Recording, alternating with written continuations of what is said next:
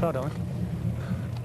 During the evening, there are 15 arrests. The most important concerns a man caught with 30 tablets of ecstasy. Come on, then, young man. Opposite the car park where these arrests took place is the nightclub Shelleys. Shelleys is one of the best-known rave clubs in Britain. Young people come from all across the Midlands and the North. Brilliant atmosphere. The people as well, you know, happy like. It's good atmosphere. I drive 65 miles nearly every other week to come up here. It's the best club in the country. Can't beat it. You're never going to beat Shelleys.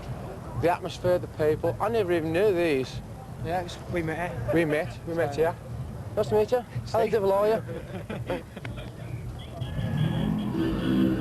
The police want Shelleys closed down. They say that drugs have been sold both inside and outside the club. And on the basis of these allegations, have persuaded Stoke-on-Trent councillors and magistrates to withdraw the club's entertainment and liquor licences. The club's management says it stopped drug dealing inside the premises, and the police have yet to prove their allegations in a court of law. The case will be decided by the Crown Court at a later date. John Matthews, the owner, is a former landscape gardener. He says the police want to shut his club simply to justify the high cost and poor results of Operation Patriot.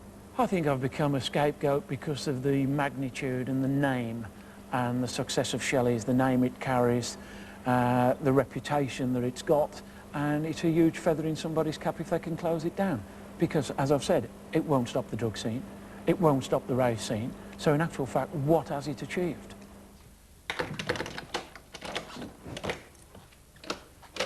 Hugh Tyson was in charge of the drug squad for much of Operation Patriot. Drug dealing in Longton, he said, had simply become intolerable. Shelleys was a part of both the problem and the solution.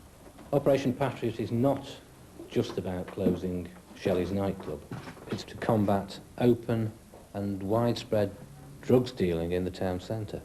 It was identified that because of the rave music scene, drugs were openly being sold in public car parks. I went up and saw for myself that drugs were being sold from vehicles parked in Cook Street car park, and right next to these drugs dealers there were people loading their cars with children. We've been castigated, if you wish, for something that is not our fault.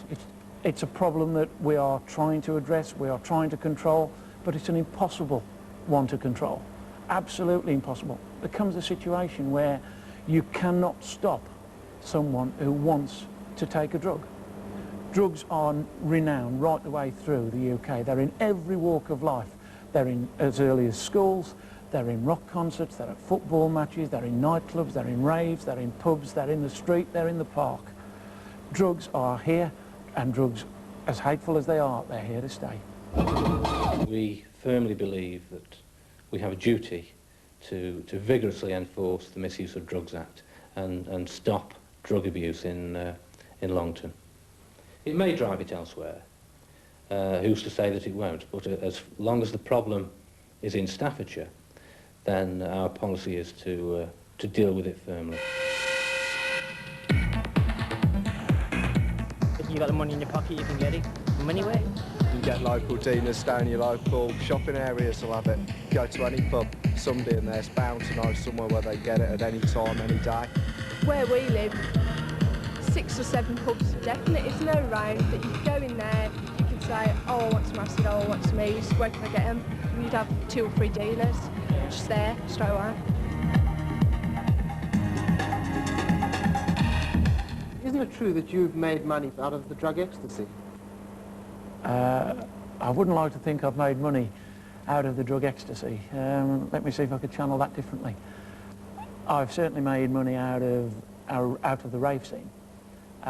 So have a lot of other people, record labels, artists, bands, DJs, Top of the Pops, BBC, ITV. Anyone that has featured any article on rave, or they've carried a programme on that, the media, the press, magazines. Yeah, we've all made money out of the rave scene. If we are saying that the rave can't survive without ecstasy, then maybe inadvertently, and certainly not illegally, I suppose we can be accused of making money out of ecstasy.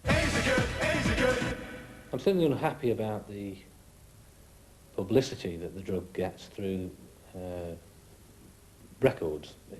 It's a drug that is regularly mentioned in records that get into the top 20, and you can hear it on any radio station, including Radio 1.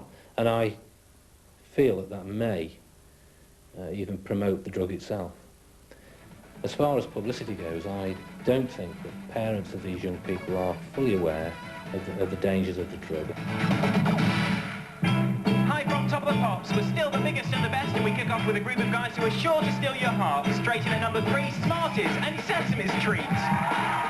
This was one of the most controversial rave hits, Sesame's Treat by the Smart E's. Many people criticised it for the overt way it targeted the very young. Other songs have also carried direct or indirect references to ecstasy. Television has often unwittingly helped to launch the drug into countless homes. This partly explains its phenomenal rise. 5 years ago, ecstasy had not even come onto the market. We've never heard of it. It has become extremely popular very quickly, and I think promoted by the rave music. It is quite freely available now, almost everywhere. It is the most popular, sought-after drug by young people. And as long as that is the case, then the demand, I feel sure, will be met by the suppliers.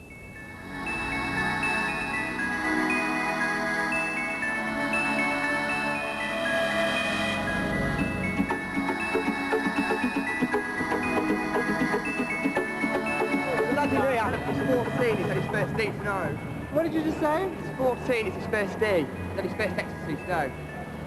What's it like? It's excellent. Everybody's just sharing things. You see one fight, like, if I had a quid, like, you need it, yeah man, right, sorted. This is excellent. It's the best day of my life, I swear. This is the best.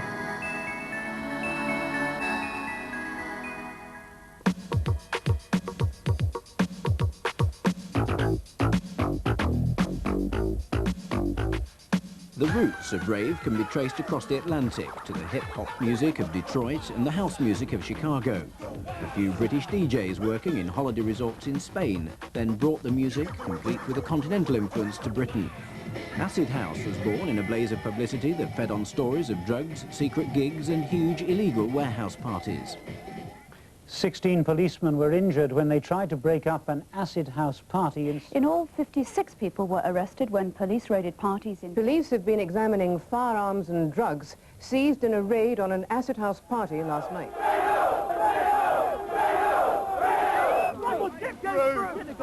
This was the popular face of Acid House, defiant, aggressive, anarchistic. But as the police effectively stopped the illegal parties, the music, the drugs and the philosophy behind it subtly changed. Rave is very different. Whereas Acid House was associated with violence, raves are conspicuously peaceful. Upon one thing everybody agrees: rave audiences are among the most friendly and charming. This rave tonight is better than Fantasia because I've known loads of people. I recognise from everywhere else, and that's a really good tune coming on now.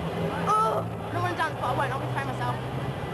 At Fantasia, I didn't see anyone. Well, I saw loads of people, but I didn't recognise the people I knew. And this is a melon I got bought because I never buy anything for myself at raves because I couldn't be bothered to carry the money, you see.